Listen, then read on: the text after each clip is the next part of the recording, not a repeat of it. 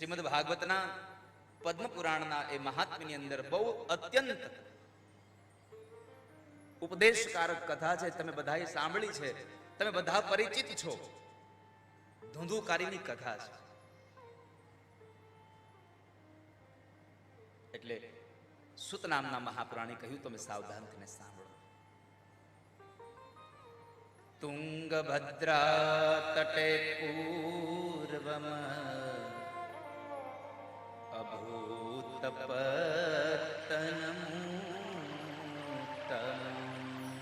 યત્ર વર્ણઃ સ્વધર્મેણ સત્ય સત્કર્મ તત્પરાઃ. સત્ય સત્કર્મ તત્પરાઃ. તુંગભદ્રા નદીના કિનારે એક આત્મદેવ બ્રાહ્મણ અને એની પત્ની ધુંધુલી, આ બંને જણા રહેતા હતા.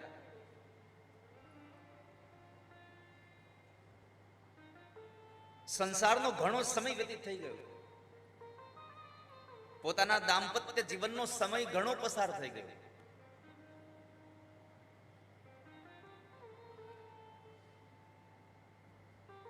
અને એ દાંપત્ય જીવનમાં કર્યું શું? આત્મદેવ સત્ય પરાયણ રહ્યા. સત્ય સત્કર્મ તત્પરા. પોતાના કર્મની અંદર તત્પર રહ્યા. પોતાના કર્મની અંદર પોતે નિષ્ઠાવાન રહ્યા. અને ધુંધુલીએ શું કર્યું? લોક વાર્તા રતા ક્રૂરા પ્રાયશો બહુજલ્પિકા સુરાચ ગૃહ કૃત્યેષુ કૃપણા કલહ પ્રિયા. કૃપણા કલહ પ્રિયા.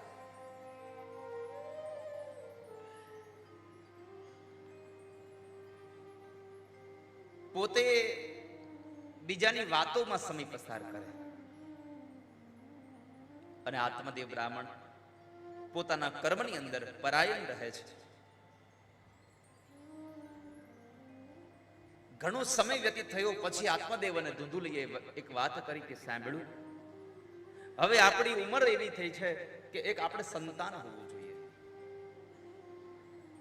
સંતાનની પ્રાપ્તિ માટે શું કરવું જોઈએ? સંતાનની પ્રાપ્તિ માટે એમણે જેટલા પણ બને એટલા દાન અને પુણ્ય કર્યા.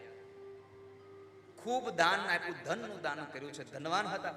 જોકે ભાગવતજીમાં તો આમને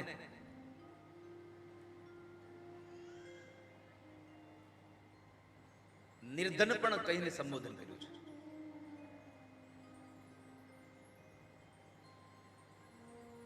આત્મદેવ પાસે ધન બહુ છે પણ નિર્ધન કહ્યા છે.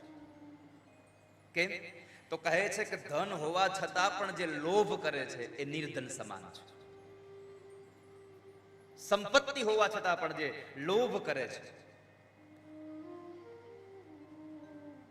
પોતાની પાસે હોવા છતાં પણ બીજા પાસે યાચક રાખી અને યાચના રાખી માગીને ખાય છે, એ નિર્ધન છે. આત્મદેવ બ્રાહ્મણ અને ધુંધુલી પોતાના સંતાનની પ્રાપ્તિ માટે અનેક એટલું દાન કરે છે, પરંતુ કોઈ એનું પ્રમાણ મળ્યું નહીં. એને સંતાન ન થયું.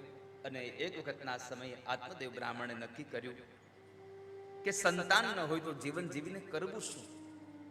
પુત્ર ન હોય તો જીવન શું કરવું? મર્યા પછી શ્રાદ્ધ કોણ કરશે મારું? આવી વિચારધારા સાથે આત્મદેવ બ્રાહ્મણ એકવાર પોતાના આંગણામાં બેઠા બેઠા દુઃખી થયા.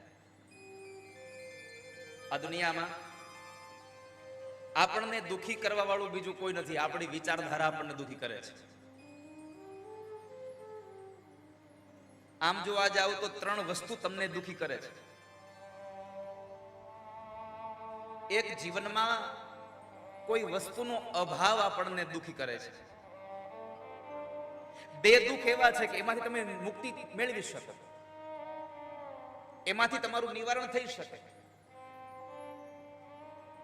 પેલું, તમારી પાસે કોઈ વસ્તુનો અભાવ છે, તમને વસ્તુની ચાહના છે, એ વસ્તુ તમને જોઈએ છે કે મને આ વસ્તુ મળી જાય તો મને સુખ થઈ જાય. અને આપણા બધાનું સુખ વસ્તુમાં પડ્યું છે. આપણને એમ છે કે વસ્તુમાં સુખ છે. યાદ રાખજો વાલા ભક્તો, કોઈ પણ ચીજ વસ્તુમાં સુખ છે જ નહીં. સુખ તો કેવલ પ્રભુના નામમાં સમાયેલું છે. સુખ કેવળ પ્રભુના શરણમાં સમાયેલું છે. સુખ કેવળ પ્રભુના સત્સંગમાં સમાયેલું છે. હવે તમને થશે કે કોઈમાં કેમ સુખ નથી? દીકરાનો જન્મ થાય કેટલું સુખ મળે આપણને.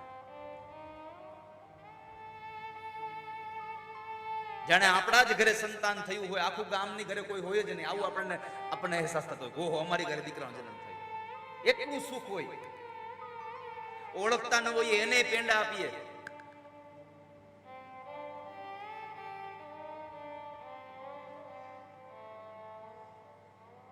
ત્યારે આપણે શું કહીએ? આ દીકરામાં સુખ છે. દીકરામાં સુખ છે ના. ઈનો ઈ દીકરો મોટો થાય અને આપણું કયું ન કરે, આપણી જિંદગીમાં કમાયેલી આપણી જે આબરૂ છે એની ઉપર ધૂળ ફેરવી નાખે, પાણી ફેરવી નાખે, એવી કાર્યવૃત્તિ કરે ત્યારે આપણને એ જ દીકરામાં દુઃખ થાય. પાછું કોઈ વસ્તુનો અભાવ તમને દુઃખી કરી જાય છે.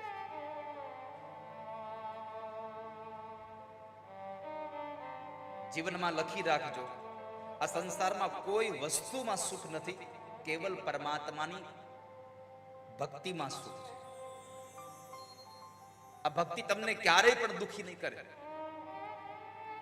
ઘણા કહેતા હોય મને તો એને ગુલાબજાંબુ મળી જાય ને સુખ જ મળી જાય. ઘણાને શ્રીખંડ મળી જાય એમાં સુખ મળે. ઘણાને દૂધ પાક પીવામાં મજા આવે, પણ કેટલી ઘડી.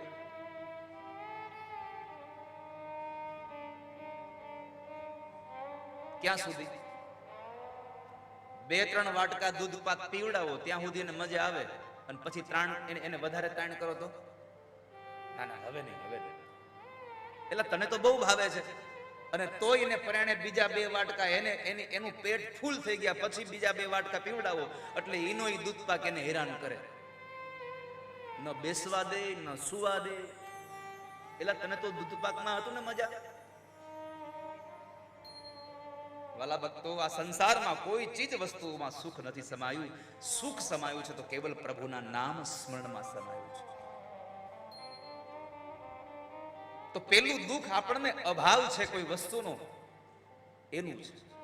મારી પાસે આ નથી, મારી પાસે આ નથી એટલે દુઃખી થયા કરો છો.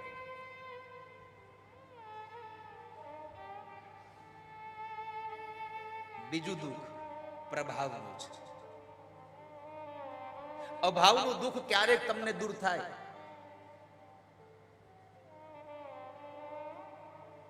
અહીંયા આવ્યા હોઈએ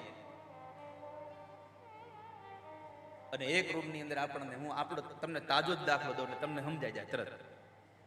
તમે અહીંયા આવ્યા હો ટ્રેનમાંથી, તમને ચાવી મળી જાય, રૂમમાં જાઓ, તમને એક રૂમમાં 3 જણાને રહેવાનું હોય. 2 જણાને બેડ ઉપર સુવાનું ને 1 જણાને નીચે સુવાનું. નીચે સુવાનો વારો જેનો આવે એને એમ થાય કે મારું હાડું હું વેલો આવ્યો તો મને ઉપર હુવા મળતા. ઉપર સુવાનું દુઃખ થયું, નીચે સુવું પડ્યું એટલે.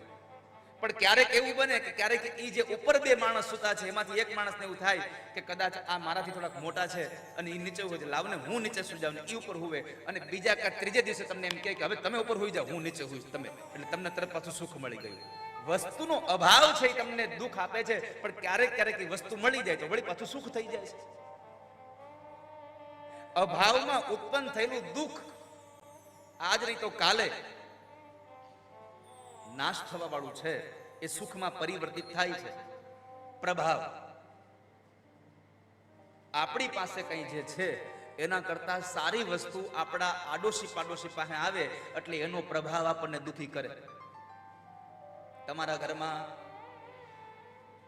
જૂની કાર હોય, અરે જૂની છોડો, તમે નવી કાર લઈ આવ્યા હો, પડોશીને ઘરે હોય નહીં કાર, અને તમારી નવી કાર 25-30 લાખ રૂપિયાની આવી હોય, અને પછી પડોશીના ઘરે જૂની 2.5-3 લાખની જૂની કાર આવે ને તો આપણને આપણી નવી કારમાંથી સુખ વયું. એટલે આની ઘરે કાર થઈ. કોઈની પાસે થયેલી વસ્તુનો પ્રભાવ આપણને દુઃખી કરી જાય. ક્યારેક એ પ્રભાવ પણ આપણને સુખમાં પરિવર્તિત થાય કે જે આપણને કોઈની પાસે રહેલી વસ્તુનો પ્રભાવ આપણને દુઃખી કરે, એ વસ્તુ એની પાસેથી જતી રહે, અથવા તો એવી જ વસ્તુ એના કરતા સારી વસ્તુ આપણી પાસે આવે એટલે એ પ્રભાવ છવાઈ જાય, પૂરું થઈ ગયું. અભાવ અને પ્રભાવ આ બે દુઃખ એવા છે કે જેમાંથી તમને મુક્તિ મળે છે, પણ છેલ્લું જે તમને દુઃખી કરે છે, જે સ્વભાવ દુઃખી કરે છે, એમાંથી તમને કોઈ પણ ક્યારેય તમને સુખી ન કરી શકે. કારણ પોતાની હાથે જે દુઃખી થાય છે ને એને કોઈ સુખી ન કરી શકે સંસારમાં. કોઈ બીજો દુઃખી કરતો હોય તો એમાં આપણે સુખ કરી શકીએ, પણ તમે વિચાર્યા જ કરો, તમે તમારા સ્વભાવથી દુઃખી થાવ છો તો કોણ સુખી કરે તમને? અભાવ, પ્રભાવ અને છેલ્લો સ્વભાવ, આ ત્રણ વસ્તુ જીવનમાં દુઃખ આપે છે. અભાવ અને પ્રભાવમાં ગમે ત્યારે સુખ મળવાની સંભાવના છે, પણ જેને સ્વભાવથી દુઃખી જ રહેવું છે એને જીવનમાં કોઈ સુખી ન કરી શકે ક્યારે. માટે સ્વભાવ એવો રાખીએ કે આપણે સુખી થઈએ. અહીંયા આત્મદેવ બ્રાહ્મણે વિચાર્યું કે હું સુખી કેમ થાઉં સંસારમાં.